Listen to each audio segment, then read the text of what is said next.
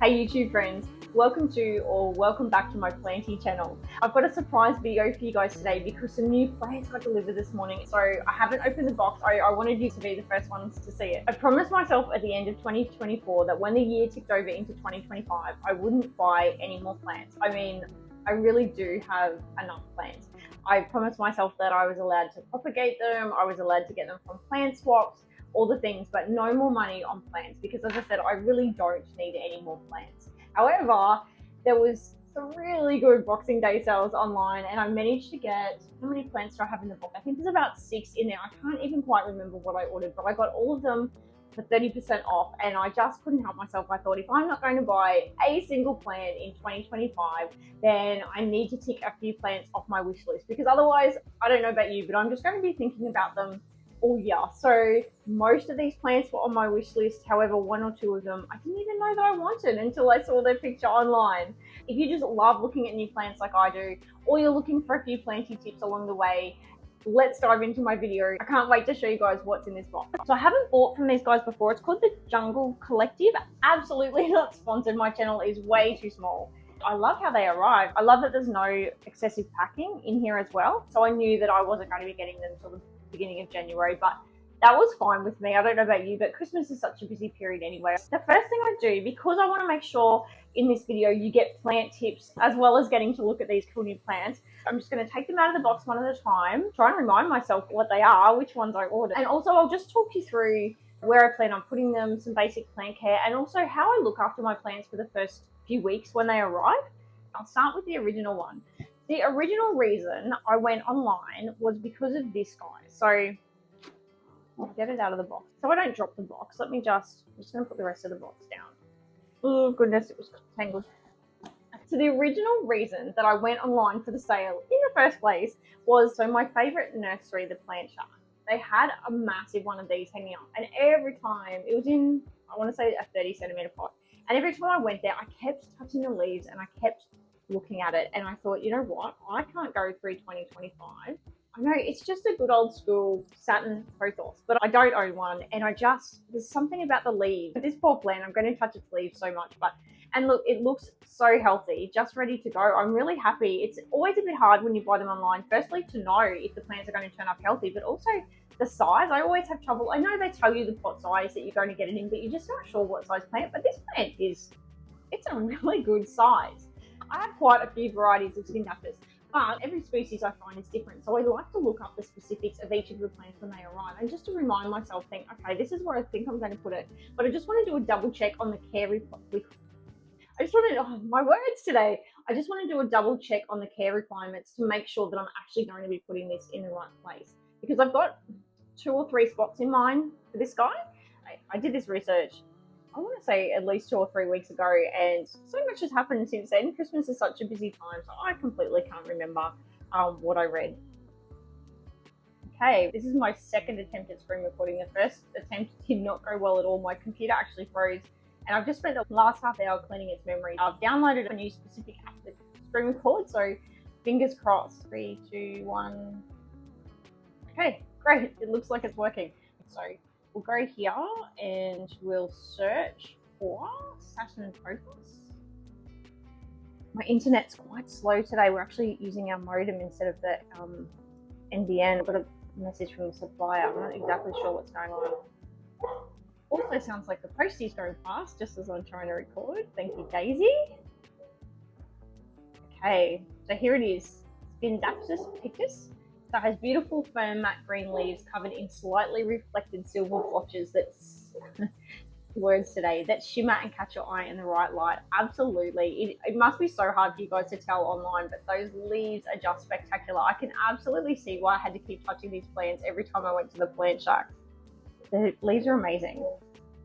And from memory, I've got in here, that's right, so care tips. So it's an evergreen climber. It's an easy care plant. Fantastic, with reflective variegation. The silvery blotches on the leaves are due to air pockets below the epidermis of the leaf, which create a shimmer when light strikes them. That's pretty cool. Okay, so this is the bit that I was looking for. So Satin Pothos are native to Southeast Asia, where it grows in rainforests, climbing up trees and rocks. Once the plant attaches and starts to climb, it lays flat against the surface. Grow this plant on a totem or let it trail from a basket. I'm at this stage planning on letting it trail. I really love trailing plants, and I do have a number of plants that I've already got climbing up trellises and that sort of thing. So I think I'm going to let this one trail. Use fast draining but moisture retentive soil mix. Perfect. My soil-free aeroid mix with the cocoa coir, the fine and the coarse cocoa coir plastic perlite. That should be great for that. Grow in bright indirect light. However, lower light conditions it will survive, but just won't grow quite as well. So that's good to know. I might be able to try it in some lower light areas. Water thoroughly once the soil has dried down to about 5 centimeters. When the plant really needs water, the edges of the leaves will start to curl, and it says maintain a moderate humidity around the plant and keep the temperature above 16 degrees Celsius. So definitely, so those few spots that I've already got in mind for this plant are going to work really well. And the fact that it's actually saying that it could potentially grow in a slightly lower light. I don't grow a lot of my plants in lower light conditions. I'm just really conscious of that whole photosynthesis process. But it might be worth trying this in a lower light area just to see how it goes. I might take a cutting when it gets bigger.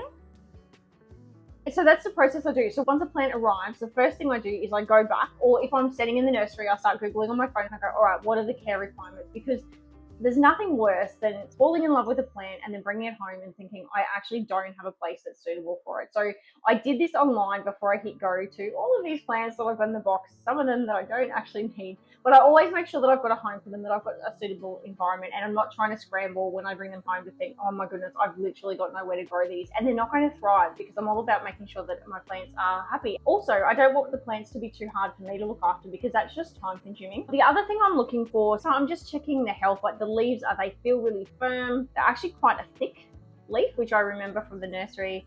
They look pest free. I can't see any obvious pests on the leaves, and the soil looks relatively healthy. I always get a little bit nervous when I'm buying from new places that I don't know, but this soil, it doesn't look too dense. I can see that it's got little granules in, little fertilizer granules as well. So what I'm going to do, I'm going to do a finger dip test later after I've talked to you guys. I'll just see if it needs any water, but I'm more than comfortable to let this sit in its pot for the first few months so that it can acclimatize to our house. I don't feel the need to rush out and change this pot. Also, there's no roots, there's no obvious roots coming out of the bottom.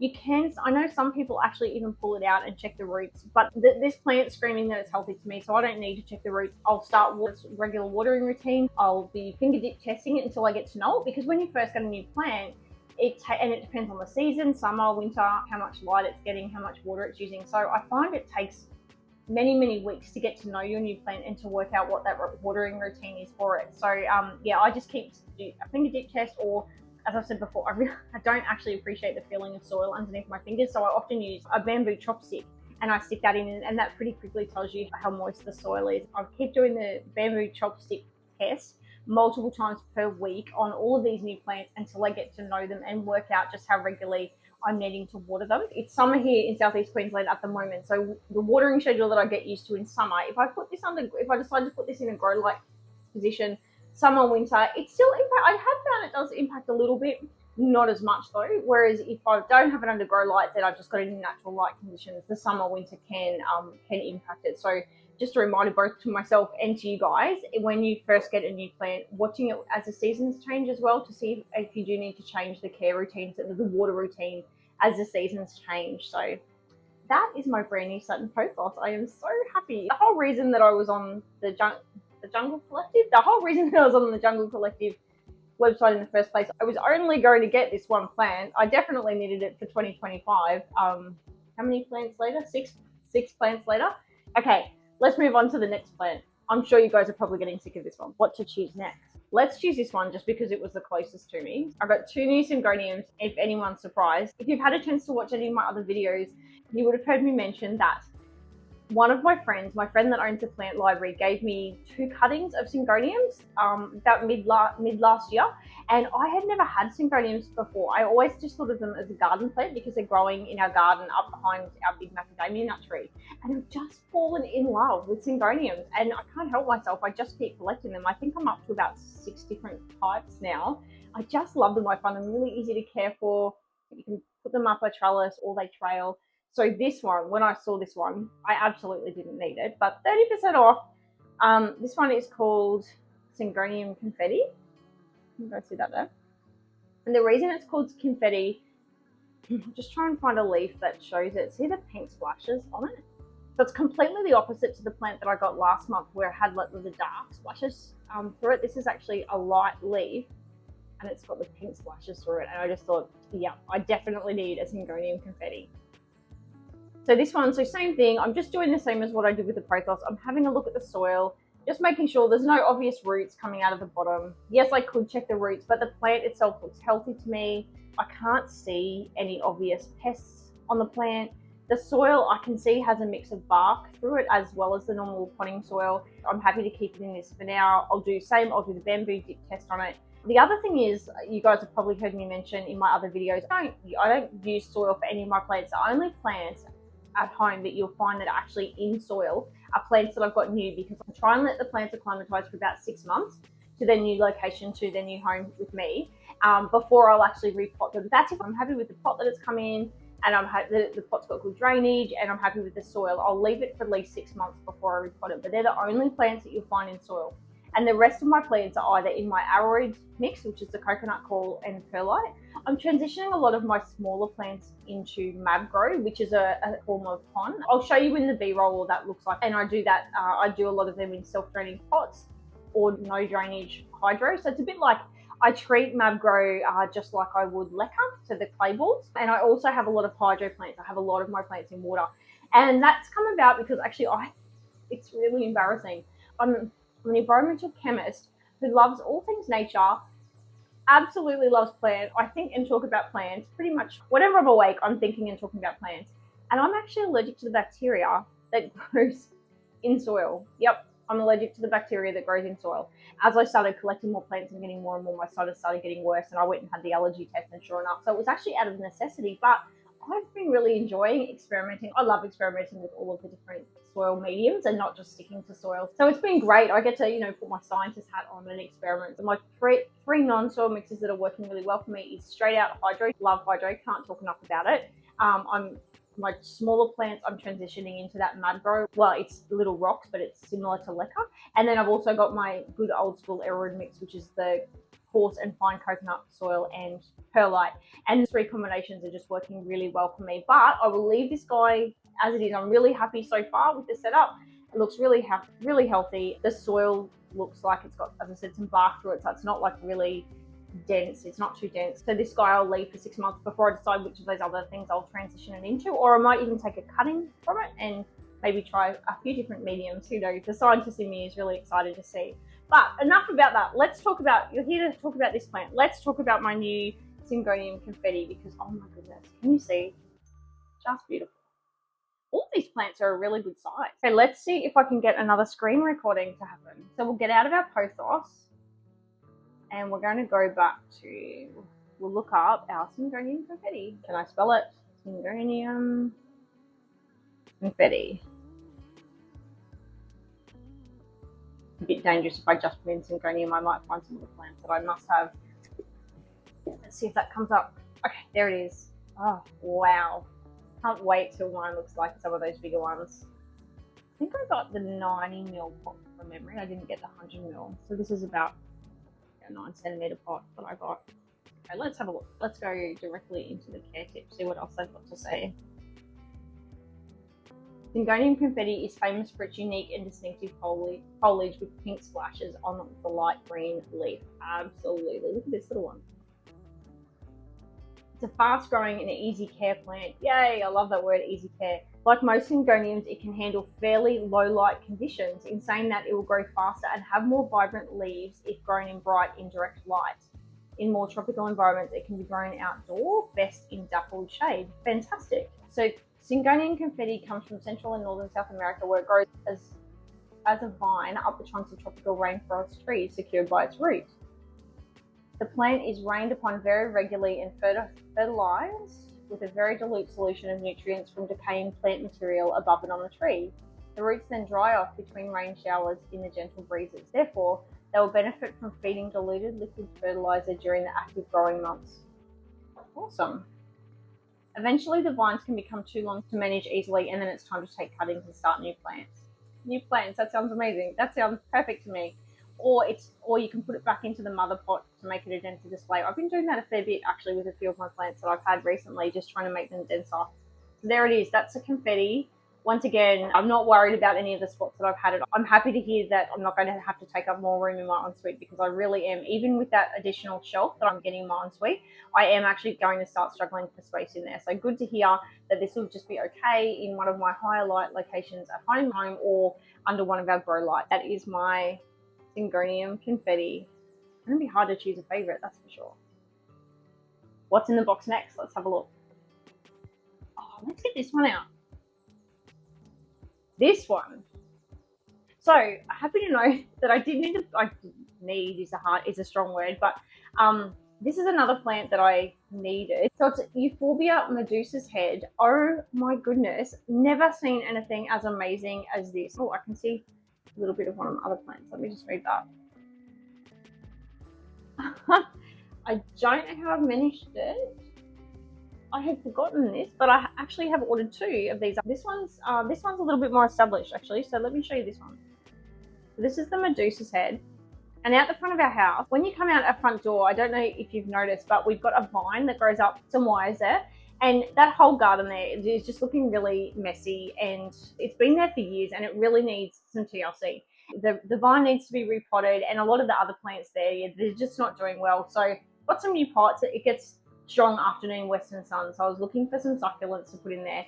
And so of course, when I was on the Jungle Collective looking at the Satin Pothos, this one popped up. It was also 30% off, but I actually am looking for the succulents. So how cute. I couldn't not get it, and they do flower as well, which I like the look of as well. So I'm doing the same with these. This one looks healthy. The soil looks great. I can actually see it's got some perlite in the soil. See the white bits? It's got some perlite in. It's got some bark, and the pot itself feels lighter, so it might be a little bit drier than the other plants, but also I think because it's got the perlite and extra bark in there, it's good to see that it looks like it's in good draining soil already as well. It's got good drainage on the bottom. So once again, both of these plants, they will eventually live out the front, but I don't know the history of this plant. I don't know where it's come from. And as I said, that afternoon sun, particularly here in summer, can be quite harsh. So I'm not just going to put this brand new plant straight out in that western sun. I will just slowly transition it towards that location. I'll start in my front patio that actually gets the filtered light through the clear perspex, and I'll just slowly move it out over a number of weeks till it actually is comfortable sitting out there in that western sun of an afternoon, just so I don't shock the plant, because these are so cool. All of my plants that go out in that spot, I make sure I transition them. I don't just ever shock a plant and put it straight out there. So this guy looks really healthy. The other one looks healthy. Something's happening with, hard to see because of the tag. Let me turn it around. So I'm just not quite sure what's happening there. I mean, it looks healthy. Like it doesn't look like it's got any pests or anything on it. It's just not as, what's the word? It's not as big and healthy as this one here. I'll just keep an eye on it. And like with any of my new plants, I am a bit restricted for space. As best I can, I try and keep them away from my existing plants. So I'll just put this guy to the side. Same thing, do a finger dip test, make sure the soil completely dries out. Well, let's check what the Jungle Collective says, but I'm just thinking succulent. I normally let the soil completely dry out. Yeah, we'll just keep them separate and see how it goes, and hopefully they transition well to that front spot. I can't wait to show you guys when I do that makeover out the front. Let's try another screen recording. I'm going to go back onto the Jungle Collective. Soil all over my keyboard. I'm not sure if they're going to class this as an indoor or an outdoor plant, so let's hit shop wall when we put in our search. I think I'm just going to put in Euphorbia. Under fresh, I spell it right. I think I got that right. Yeah, here we go. Medusa's head. This is it. Oh, dangerous. The cowboy cactus is right next to it. Lucky I already have one.